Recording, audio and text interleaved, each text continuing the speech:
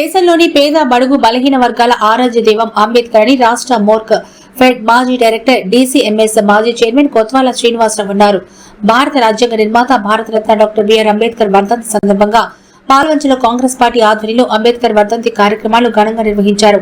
ఈ కార్యక్రమాల్లో market committee మాజీ అధ్యక్షులు జాలె జానకిరెడ్డి, జెడ్పీ మాజీ చైర్మన్ బరపటి వాసుదేవరావు, మాజీ జెడ్పీటీసీ ఎర్రంశెట్టి ముత్తయ్య, మండల కాంగ్రెస్ అధ్యక్షులు కొండం వెంకన్నగౌడ్, మాజీ కౌన్సిలర్ కాల్వ భాస్కర్రావు, కాంగ్రెస్ నాయకులు బద్ది కిషోర్, కాపర్తి వెంకటాచారి, వాసుమల్ల సుందర్రావు, ముండేటి శాంతివర్ధన్, డిష్ నాగేశ్వరరావు తదితరులు పాల్గొన్నారు.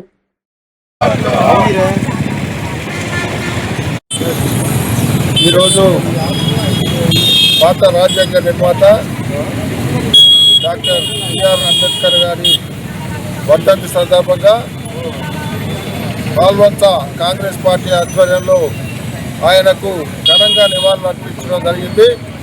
పేద బడుగు బలహీన వర్గాల అభ్యున్నత కోసం నిరంతరం పాటుపడిన భారత రాజ్యాంగం రచించి వారి శ్రేయస్సు కోసం ఎంతో కృషి చేసిన అంబేద్కర్ గారి ఆశయాలు మనకెంతో స్ఫూర్తిదాయకం.